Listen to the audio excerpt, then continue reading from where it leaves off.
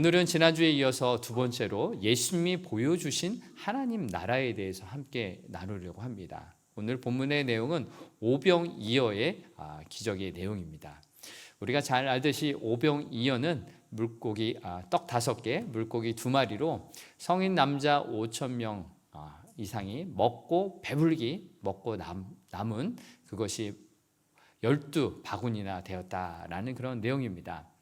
그런데 이 오병이어의 기적의 내용 그 자체에 맞추기보다 이 오병이어의 기적을 일으키시는 예수님께서 제자들을 믿음으로 훈련시키셨다라는 측면에 오늘 설교를 마치려고 합니다. 갈릴리에서 예수님께서는 여러 사역들을 제자들과 함께 하셨죠. 귀신도 쫓으시고 병자들도 고치시고 하나님의 말씀 천국을 선포하심을 통해서 제자들은 하나님 나라에 대해서 알아가기 시작합니다. 오늘의 본문 또한 오병이어의 기적을 펼치시는 가운데 제자들의 믿음을 훈련시키는 삶의 여정이 있습니다. 과연 이 오병이어의 기적을 통해서 어떤 믿음이 성장하기를 원하셨는지 하나님의 말씀을 우리가 다 함께 들어보길 바랍니다. 첫 번째로 믿음의 훈련 가운데 하나님께서 원하셨던 훈련은 무엇일까요? 그것은 예수님의 마음을 배우는 것입니다. 첫 번째 나눌 예수님의 마음은요, 예수님은 우리를 불쌍히 여기시는 분이십니다 라는 내용입니다. 오늘 본문의 시작은 30절 31절에 보면은 매우 지쳐있는 상태, 쉼이 필요한 상태였습니다. 오늘 본문 세 번역으로 30절 32절을 함께 읽어보겠습니다. 사도들이 예수께로 몰려와서 자기들이 한 일과 가르친 일을 다 그에게 보고하였다. 그때 예수께서 그들에게 말씀하셨다. 너희는 따로 외딴 곳으로 와서 좀 쉬어라. 거기에는 오고 가는 사람이 하도 많아서 음식을 먹을 겨를조차 없었기 때문이다. 아멘. 이 본문은요, 마가복음 6장 앞부분에 보면은 예수님이 마을로 제자들을 파송하는 장면이 있습니다. 둘씩 보내시면서 예수님의 이름으로 귀신도 내어칠 수 있고 또 병자들을 고치는 권능을 주셔서 제자들은 많은 사역을 하고 돌아왔어요. 그래서 오늘 본문을 보면은 그들이 매우 지쳐서 쉼이 필요해서 너희는 한적한 곳에 가서 쉬어라. 지금까지 밥 먹을 시간 여유조차 없었구나라고 말씀하시는 장면입니다. 한마디로 쉴 새 없이 제자들과 예수님은 많은 사람들을 돌보고 먹이느라 그 사역을 하느라 이제는 몸이 많이 피곤했고 이제 쉼의 시간이 필요했던 것입니다. 그래서 오늘 본문은요, 예수님께서 제자들과 함께 갈릴리 북동쪽으로 배를 타고 한적한 곳에 가서 쉬고자 이동하는 장면으로 시작되고 있습니다. 쉴 수 있는 조용한 곳에 가서 에너지를 충전해야 또 사역을 하실 수 있지 않겠습니까? 그런데 어떤 일이 벌어졌습니까? 오늘 본문 이어서 보면요, 많은 사람들이 예수님이 배를 타고 간다는 것을 알아보고 예수님이 도착하기도 전에 모여 있었어요. 33절을 보겠습니다. 그런데 많은 사람이 이것을 보고 그들인 줄 알고 예수님과 제자라는 거죠.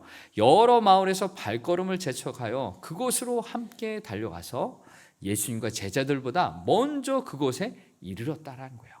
멀리서 예수님 타고 가는 배를 보고 달려간 거예요. 배보다 더 빨리 그곳에 가서 예수님을 기다렸어요. 쉴 틈 없이 쉬러 가시고 싶었는데 예수님은 쉴 틈도 없이 사람들이 몰려 들어온 것이죠. 그래서 34절을 보면은 예수님의 반응이 나오고 있습니다. 34절의 말씀 같이 읽어보겠습니다. 예수께서 배에서 내려서 큰 무리를 보시고 그들이 마치 목자 없는 양과 같으므로 그들을 불쌍히 여기셨다. 그래서 그들에게 여러 가지로 가르치기 시작하셨다. 아멘. 예수님은 쉬러 멀리 가셨는데 많은 사람들이 찾아오셨어요. 그런데 예수님의 마음에는 목자의 마음이 있었어요. 이들을 보시면서 목자 없는 양과 같으므로 그들을 불쌍히 여기셨다라는 표현이 나오고 있습니다.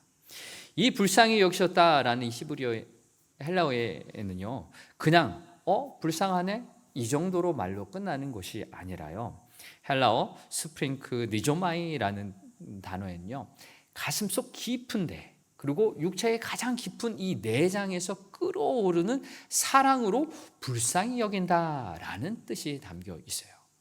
저들을 바라보면서 목자 없이 자기 갈 길대로 살아가고 늑대와 이리들에게 맹수에게 잡아먹힐 만한 상황이 되어버린 이들을 바라보시면서 가슴속 깊이 간절한 마음, 사랑의 마음, 안타까운 마음으로 그들을 바라보셨다라는 거죠.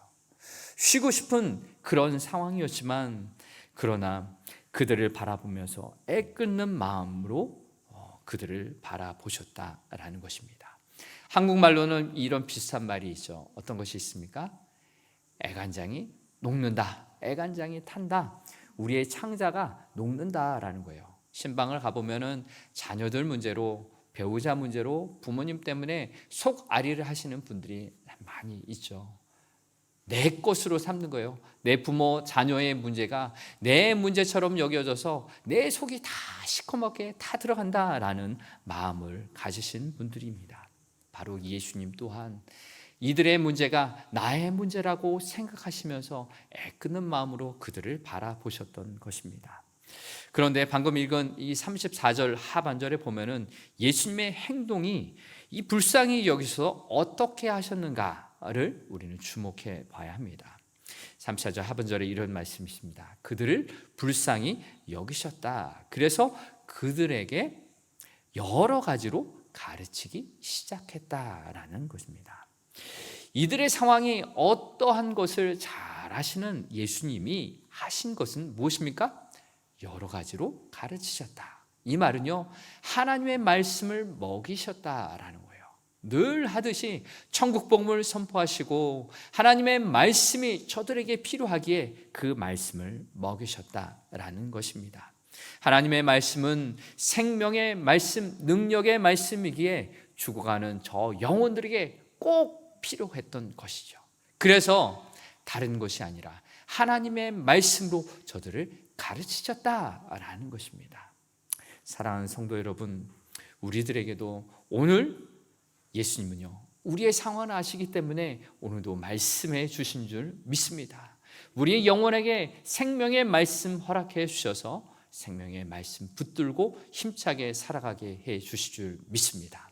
우리는요, 그 생명의 말씀을 붙든 사람으로 이제 또한 우리 옆에 있는 이웃들, 우리 가족들에게 이 생명을 말씀을 먹이는 사역에 감당해야 합니다. 무엇입니까?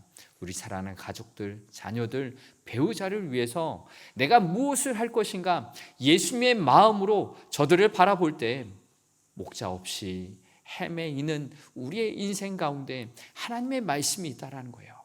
꼭 필요한 하나님의 말씀의 인도를 받아야지 어리석은 양처럼 그 앞길 제대로 가지 못하는 그 양들에게 하나님의 말씀으로 먹일 그 책임이 사랑하는 부모님에게, 사랑하는 형제들에게, 사랑하는 자녀들에게 그 책임이 있다라는 것을 기억하시기 바랍니다. 그래서요, 우리는요, 이렇게 기도해야 하는 거예요. 사랑하는 자녀들을 위해서 내가 애 끓듯이, 애간장이 녹듯이 내 문제라고 생각하며, 하지만 막상 가보면 도와줄 것이 많이 있지 않아요. 무엇입니까? 사랑으로 기도하고요, 내가 먼저 말씀으로 체험을 받는 거죠. 내가 말씀을 먼저 먹고 말씀대로 살아가는 그 모습을 통해서 사랑하는 자녀들이, 배우자가, 부모님이, 형제 자매들, 우리 이웃들이 말씀으로 사는 저 모습을 통해서 나도 말씀으로 살아야겠다, 하나님 말씀 먹어야겠다 라고 그런 도전을 주시기 바랍니다. 막상 사랑하는 자녀들에게, 배우자에게 말씀 읽어라, 말씀 같이 읽고 나누자 해도 거부할 수 있습니다. 따라오지 않을 때가 참 많이 있어요. 내 마음대로 되지 않을 때가 많이 있는 거죠. 그럴 때일수록 더욱더 내가 말씀 위에 든든히 서야 합니다. 말씀 속에 살아가는 나의 모습을 보고 예수님을 발견할 수 있도록 늘 말씀 가운데 살아갈 수 있기를 바랍니다. 특별히 우리 다음 세대들을 위해서 우리가 기도하고 말씀을 먹일 때 교회, 학교, 선생님들, 전도사님, 목사님 참 중요한 역할을 감당하시기에 기도하시고요. 또 그들에게만 맡겨두는 것이 아니라 우리가 함께 말씀을 먹이는 사역을 함께 해야 되는 거죠. 예수님이 가장 중요한 이 말씀의 사역 가운데 우리도 동참하면서 이 땅에 오신 예수님의 그 놀라운 생명력을 증거하는 삶이 되길 바랍니다. 두 번째로 예수님이 제자들을 믿음의 훈련을 시키셨던 것은요, 이렇게 말씀하셨어요. 너희가 먹을 것을 주라 라고 말씀하셨습니다. 예수님은 이 사람들을 불쌍히 여기셔서 생명의 말씀, 하나님의 말씀을 먹이셨는데, 이제 날이 어두워지고 시간이 많이 지나서 육신의 양식이 필요한 때가 되었어요. 이제 예수님이 육신의 양식을 어떻게 먹이시는가? 오병이어의 기적을 통해서 먹이셨잖아요. 우리는 잘 압니다.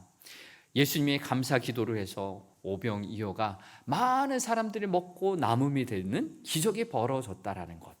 그런데요, 오늘 말씀에 보면은 예수님이 도대체 이해하지 못하고 하나님의 뜻에 가까이 가지 못하는 이 제자들과 대화를 하시는 장면들이 벌어지고 있어요.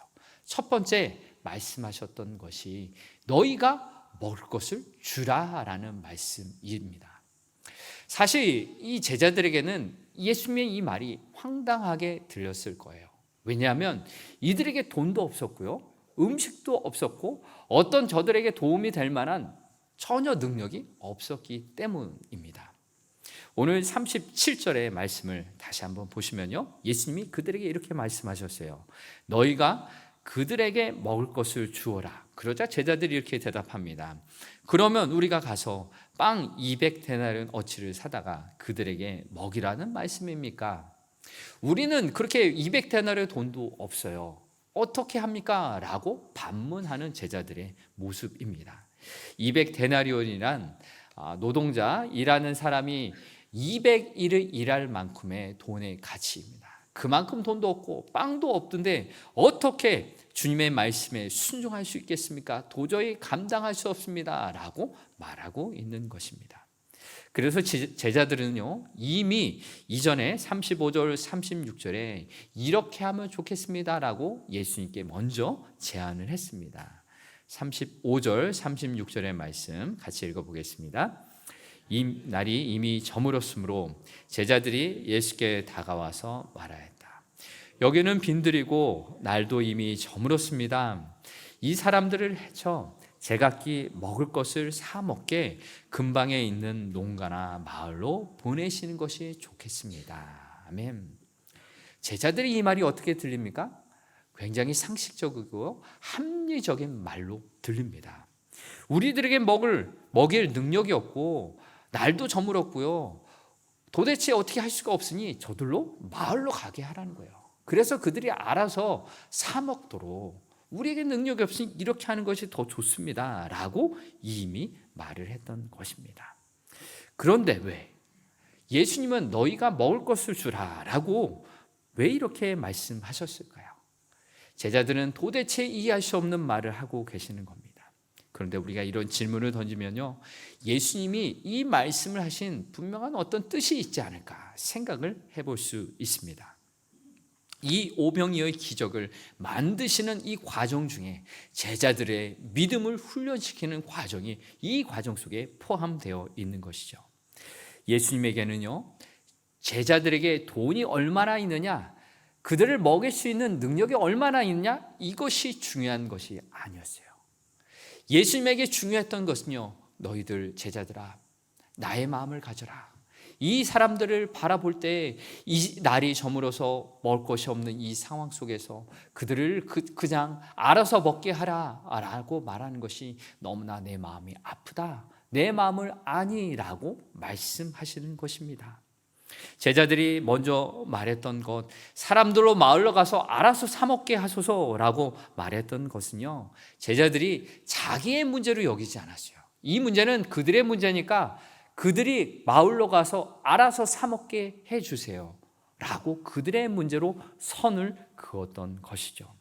그런데 너희가 먹을 것을 주라 라는 이 예수님의 말씀은 이 사람들의 문제가 아니라 너희의 문제, 나의 문제로 삼으라 라는 말씀하시는 것입니다. 그래서 이 너희가 먹을 것을 주라 라는 헬라어 단어에는요, 너희가 라는 단어가 강조되어 있어요. 너희가 이 문제를 책임져라. 너희가 이 문제를 풀어내라. 라는 그 마음이 담겨 있던 것입니다. 떡이나 돈의 문제가 아니라 한 영혼을 향한 목자의 마음, 저들을 불쌍히 여기고 저들의 문제가 내 문제라고 여기는 그 마음을 가져라 라고 말씀하셨던 것입니다. 그렇습니다. 오병이어의 기적은요, 그 어떤 것이 아니라 이 목자의 마음을 품을 때 시작된다라는 것을 분명하게 말씀해 주고 있습니다. 만일 우리에게 아무리 돈이 많을지라도 그들을 불쌍히 여기는 마음이 없다면 이 기적은 일어나지 않는 것이죠. 만일 어려운 이웃을 보면서 나는 돈도 없고 능력도 없어, 그러니 내 문제가 아니야, 내가 도와줄 수 없어 라고 생각한다면 어떤 기적도 어떤 작은 일도 일어나지 않는 것입니다. 불쌍히 여기며 영혼을 품고 기도하며 저들의 아픔을 나의 아픔으로 여기고 저들의 죄를 나의 죄로 여기고 대신 기도하고 대신 회개하고 저들과 함께 무엇을 어떻게 해야 할지, 하나님의 나라가, 하나님의 기쁨이 우리 가운데 어떻게 임할지를 기도하는 것, 생각하는 것, 이것이 바로 오병이어의 기적의 출발입니다. 우리의 삶의 자리에서 이런 도전은 많이 일어날 수 있습니다. 우리 가족들이, 또 우리 친구들이, 이웃들이, 만나는 사람들이 아파하는 삶의 현장이 있지 않습니까? 뜻하지 않는 질병과 사고, 또 갈등들, 서로 상처를 주고받고 이해하지 못하는 상황 속에서 어려움을 겪고 있는 우리 이웃들이 얼마나 많이 있습니까? 그런데 이 상황 가운데서 이 오병이어의 이 기적은 그들의 아픔을 나의 아픔으로 여기고 기도하는 그 한 사람을 통해서 이루어진다는 것 기억하시길 바랍니다. 너희가 먹을 것을 주라라는 것은 우리의 돈의 문제, 우리의 가진 것의 문제가 아니라 우리의 마음의 문제라는 것을 기억하시길 바랍니다. 그래서 이번 한 주간도 살아가실 때 우리의 이웃들의 아픔을 돌아보며 함께 기도하고 함께 살아갈 수 있도록 마음을 함께 나누는 삶이 되시길 바랍니다. 이제 세 번째로 함께 나눌 예수님의 믿음의 훈련의 것은요, 제자들에게 이렇게 말씀하셨습니다. 너희에게 떡 몇 개나 있는지 가서 보라 라는 말씀입니다. 오늘 본문 38절에서 예수님께서 이렇게 말씀하십니다. 같이 한번 읽어보겠습니다. 예수께서 그들에게 말씀하셨다. 너희에게 빵이 얼마나 있느냐 가서 알아보아라. 그들이 알아보고 말하였다. 빵 5개와 물고기 2마리가 있습니다. 아멘. 예수님이 먹을 것이 얼마나 있느냐라는 말에 제자들은 자신의 상황을 살폈겠죠. 우리를 봤더니 우리에게 먹을 것이 아무것도 없어요. 그리고 둘러보니 어떤 아이가 가져온 도시락, 떡 5개, 물고기 2마리를 가져온 것입니다. 예수님 앞에 이것을 내어놨을 때 이들의 마음은 어땠을까요? 너무나도 적은 양이잖아요. 그래서 이 적은 것이 이 많은 사람에게 어떤 도움이 될까라는 마음으로 나왔을 것입니다. 그런데요, 예수님이 왜 이런 질문을 하셨을까라는 것을 생각해 보면요, 제자들이 스스로 자기의 모습을 돌아보기를 원하셨던 거죠. 우리에게는 능력이 없구나, 우리에게는 아무것도 없는 존재구나, 그래서 예수님이 필요하구나라는 것을 깨닫기를 원하셨던 것입니다. 사랑하는 성도 여러분, 내가 얼마나 연약하고 부족하고 모자라고 죄 많은 존재라는 것을 깨닫는 것은요, 이것이 바로 신앙생활의 출발입니다. 내가 이렇게 연약해서 예수님 없이는 살 수 없다라고 고백하는 것이 바로 신앙생활입니다. 내게는 아무런 능력이 없습니다. 나의 손에는 빈손입니다. 아무것도 없어서 빈손 들고 주님만 바라볼 수밖에 없습니다 라고 고백하는 것이 우리의 믿음의 고백이 되길 원합니다. 그래서 빈손 들고 기도하는 거죠. 하나님 앞에 항복하는 거예요. 하나님이 다스려 주옵소서. 연약한 이 인생 가운데 하나님이 주인 되어 주시고 하나님이 인도해 주옵소서 라고 기도하는 것입니다. 아무것도 할 수 없다고 느껴지실 때, 그런 생각이 드실 때 하나님 앞에 더 납작 엎드리십시오. 두 손 모아 기도하십시오. 그때 주님이 하나님의 일을 시작하실 것입니다. 시편 121편 1절 2절에 이런 말씀이 있습니다. 믿음으로 함께 선포해 보겠습니다. 내가 산을 향하여 눈을 들리라. 나의 도움이 어디서 올까? 나의 도움은 천지를 지으신 여호와에게서로다. 아멘. 저는 이 말씀이 잘 떠오르는 순간은요, 병원 신방 갔을 때예요. 건강하시던 분이 뜻하지 않게 하루아침에 질병을 얻으시고 사고로 당해서 병원에 입원해 계시는 거예요. 그래서 물어보면 본인도 당황스럽다는 거죠. 난 건강했는데, 매일매일 이렇게 건강관리를 철저히 잘했는데 어느 날 갑자기 이렇게 질병 가운데, 사고 가운데 이런 일이 닥쳤다. 황당하다라는 말씀을 하신 겁니다. 그리고서 하시는 고백이 이거예요. 내가 너무나 교만했구나. 하나님 앞에서 내가 너무나 자만했구나 라는 고백을 하시는 겁니다. 우리는요, 교만하기 쉽습니다. 조금만 잘 되는 것 같으면 내가 잘한 것 같고 내가 능력이 있는 것 같다라고 생각하기 쉽죠. 그래서 다른 사람들 앞에서 나를 자랑해요. 그러나 그리스도인들은요, 나를 자랑하는 것이 아니라 내 안에 계신 예수님을 자랑하는 사람들입니다.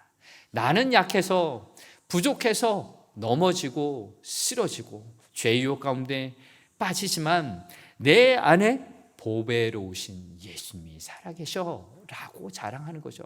내 안에 세상 사람들이 미련하다고 말하는 그 십자가가 내 안에 있어. 그 십자가를 바라봐 라고 자랑하는 거죠. 제자들이 예수님 앞에 무엇을 가지고 나왔습니까? 어린아이의 도시락, 어린아이가 혼자 먹어도 부족할 만큼의 그 적은 양을 들고 나왔잖아요. 그리고서 예수님의 도움을 간청하는 거죠. 예수님 앞에 이것을 들고 나온 이 제자들은 예수님의 도움 없이는 살 수밖에 없는 것을 깨닫기 시작하게 되는 거죠. 나는 할 수 없습니다. 그러나 주님은 하실 수 있습니다. 우리 삶에 함께 하시는 주님은 이 기적을 일으키실 수 있습니다 라고 고백하는 것입니다. 그래서 예수님은 이러한 제자들의 믿음의 훈련을 하시면서 제자들을 시켜서 50명씩 100명씩 자리에 앉게 하시죠. 그리고 가져온 이 음식을 들고서 하나님 앞에 감사 기도를 하시고 제자들에게 나눠주시며 그 제자들을 통해서 많은 사람들에게 배불리 먹을 수 있도록 놀라운 기적을 일으키신 것입니다. 무엇입니까? 제자들의 믿음의 훈련, 이 시간들을 통해서 내가 하는 것이 아니구나, 내 능력으로 하는 것이 아니구나, 예수님의 놀라운 능력, 그 사랑으로 이들을 먹이시고 채우시는구나 라는 믿음의 훈련을 시키셨던 것입니다. 떡 5개, 작은 물고기 2마리였지만 예수님 손에 들어가니 놀라운 기적이 벌어지는 도구가 되었던 것입니다. 하나님은 오늘도 저와 여러분 연약한 모습을 들어 사용하시기를 원하십니다. 겸손하게 하나님 앞에 모든 것을 맡길 때 무에서 유를 만드시는 하나님, 아무것도 없는 곳에서 말씀으로 세상을 창조하셨던 하나님, 흙으로 하나님의 형상을 닮은 인간을 저와 여러분을 만드셨던 하나님이 오늘도 저와 여러분을 통해서 일하여 주실 줄 믿습니다. 오늘도 이 오병의 기적을 통해서 나에게 믿음을 더하셔서 내가 아닌 하나님이 일하신다라는 것을 고백할 수 있기를 바랍니다. 말씀을 마무리하면서 본문의 상황을 한 번 더 떠올려 보시기 바랍니다. 날이 저물어가는 이때 갈릴리 호수 어느 빈들에서 예수님은 제자들에게 말씀하십니다. 너희가 먹을 것을 주라. 너에게 떡 몇 개나 있는지 알아보라 라고 말씀하셨습니다. 제자들이 이 말씀을 통해서 깨달아야 될 것, 예수님의 마음, 불쌍히 여겨서 그들을 먹이시고자 하는 예수님의 마음을 갖고 나는 할 수 없습니다. 그러나 예수님의 놀라운 능력과 예수님의 사랑으로 십자가의 보혈로 우리에게 은혜를 주시는 분이십니다 라고 고백하기를 원하십니다. 우리의 믿음의 삶 가운데 그렇게 믿음으로 나아가시기를 바랍니다. 우리 또한 목자 없이 헤매는 인생이건만 우리의 인생 가운데 오늘도 우리에게 찾아오셔서 생명의 말씀으로 채우시고 또한 생명의 말씀뿐만 아니라 우리의 먹고 살아가는 물시정의 피로도 주님께서 채워주실 줄 믿습니다. 그 모든 하나님의 사랑을 경험하고 함께 나누며 믿음으로 기도하며 또 하나님의 사랑을 나누는 저와 여러분 이번 주 한 주간의 삶이 되길 주의 이름으로 축복합니다.